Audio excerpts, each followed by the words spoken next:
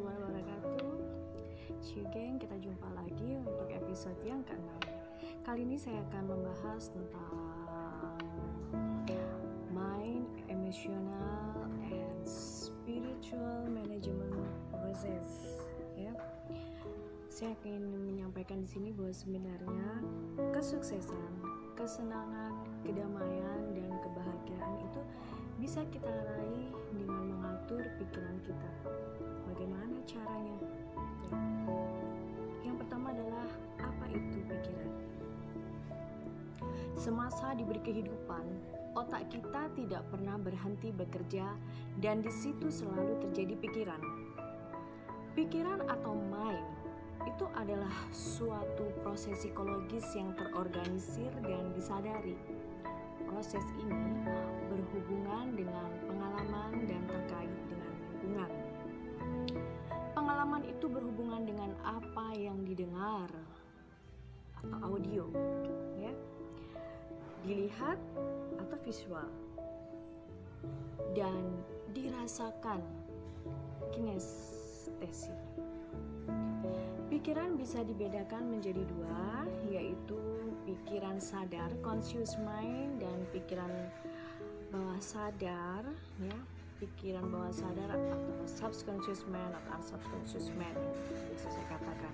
Bahwa pikiran sadar itu adalah keadaan sekarang di mana kita aktif bertindak dalam aktivitas sehari-hari. Itu kita lebih banyak menggunakan pikiran sadar, ya. Sedangkan pikiran bawah sadar atau subconscious mind itu bisa dikatakan sebagai tempat disimpannya berbagai pengalaman-pengalaman yang kita rasakan, ya, kita alami sejak kecil dulu. Dengan kata lain, pikiran bawah sadar itu bisa diibaratkan sebagai memory bank atau bank memori. Karena itu, kalau dipresentasikan, pikiran sadar itu hanya menempati 12%. Sementara pikiran bawah sadar menempati 88%, 88%, atau biasa jadi antara 88% sampai 99% itu adalah pikiran alam bawah sadar kita, subconscious mind kita yang lebih berperan. Dia yang akan membawa hasil pada alam sadar kita, subconscious mind kita, conscious mind kita. Pada prinsipnya, pikiran itu tidak dibedakan oleh jenis kelamin. Gak peduli dia cewek atau cowok, woman or man, gak peduli, don't care, ya. Semua sama. Proses pikir yang berlangsung itu sama saja pada pria dan wanita. Yang agak membedakan adalah cara berpikirnya. Pria itu cenderung berpikir lebih umum, ya. Sementara wanita itu cenderung berpikir lebih detail. Seperti itu. Oke, itu tadi kita berbicara tentang masalah apa itu pikiran yang saya jelaskan. Sekarang saya akan membicarakan tentang masalah bahwa pikiran itu perlu diatur. Nah, mengapa saya katakan bahwa pikiran ini perlu diatur, ya? Pengalaman-pengalaman yang mengendap dalam pikiran bawah sadar itu cenderung mempengaruhi bagaimana kita bereaksi terhadap kondisi berikutnya yang kita hadapi. Pikiran perlu diatur, sebab pikiran kita lah yang menilai suatu kondisi itu positif or negatif. Pikiran bawah sadar itu ibarat sebidang tanah yang subur. Apapun benih yang ditabur di situ, itu akan tumbuh. Jika ia tidak pernah memilih apakah benih yang ditabur adalah benih yang baik atau buruk. Sementara pikiran sadar itu diibaratkan sebagai tukang kebun. Memilih dengan hati-hati apa yang tumbuh di sebidang tanah yang digarapnya adalah tanggung jawabnya. Yang perlu disadari, kita tidak bisa mempunyai pikiran positif dan negatif pada saat yang bersamaan. Salah satunya pasti lebih dominan.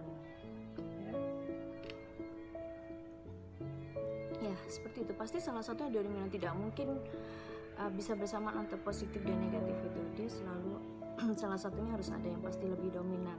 Karena pikiran adalah hasil dari kebiasaan, maka kitalah yang bertanggung jawab untuk selalu memastikan bahwa hanya pikiran dan perasaan positif yang menguasai pikiran kita. Untuk itulah, ya, Untuk itu maka pikiran itu perlu diatur. Prinsip dari teknik ini adalah memunculkan perasaan dan pikiran positif yang ada di pikiran bawah sadar untuk dirasakan di pikiran sadar. Bila hal ini bisa dilaksanakan, maka kita telah memberdayakan pikiran kita. Dengan kata lain, pikiran sadar yang biasa mempengaruhi pikiran kita dalam kehidupan sehari-hari itu bisa ditingkatkan. Bisa ditingkatkan kapasitasnya dari 12% menjadi 12% plus. Jadi plusnya ini ditransfer dari pikiran bawah sadar yang berkapasitas 88%, 88%. Dengan demikian maka kita bisa menggunakan pikiran kita lebih optimal. Jadi yang tadi saya sudah sampaikan tentang bahwa apa itu pikiran. Yang kedua adalah bahwa pikiran itu perlu diatur. Nah, sekarang yang ingin saya sampaikan yang tadi adalah bahwa pikiran itu bisa kita kendalikan. Pasti penasaran kan? Iya, bisa kita kendalikan. Pikiran merupakan satu hal yang sepenuhnya kita sadari. Jadi maka pikiran itu bisa kita kendalikan dan kita tata. Maksudnya bisa kita manage, ya. Untuk mengaturnya kita harus bisa melihat dan menilai pengalaman yang kita alami secara objektif. Semua orang perlu mengatur pikirannya. Karena tidak semua orang bisa melihat sesuatu dari pikiran positif. Ini tergantung dari pengalaman-pengalamannya. Sementara itu, semua orang punya peluang yang sama untuk menghadapi pengalaman yang negatif dalam hidupnya.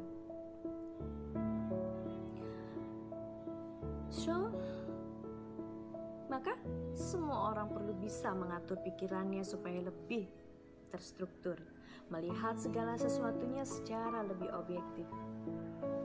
Dengan demikian kita pun bisa menjalani hidup dengan lebih baik. Ya, seperti itu. Ya, insya Allah akan bisa seperti itu. Jadi kalau kita nanti ada sebuah trainingnya, ya kita mempraktekkan training dari emotional management proses itu dia bisa sifat experiential dan dia mengutamakan mind, emotional and spiritual experience saudara. Sehingga saudara itu tidak perlu mempersiapkan diri secara intelektual, ya. Jadi kalau menjelang berlangsungnya training itu tidak perlu mempersiapkan secara intelektual, hanya free aja, bebas lepas begitu saja. Di sikap saudara yang terbuka dan tanpa prasangka terhadap segala yang akan saudara pelajari akan sangat menunjang keberhasilan saudara pada saat saudara mempraktekannya di dalam misalnya. Jadi itu akan sangat menunjang keberhasilan saudara dalam menguasai mind, emotional and spiritual intelligence skills yang akan berlangsung. Akhir kata saya ucapkan Waalaikumsalam warahmatullahi wabarakatuh. Kita akan bertemu lagi pada episode-episode berikutnya, tentunya dalam konteks yang bisa mas seperti saya katakan, tetapi pasti dalam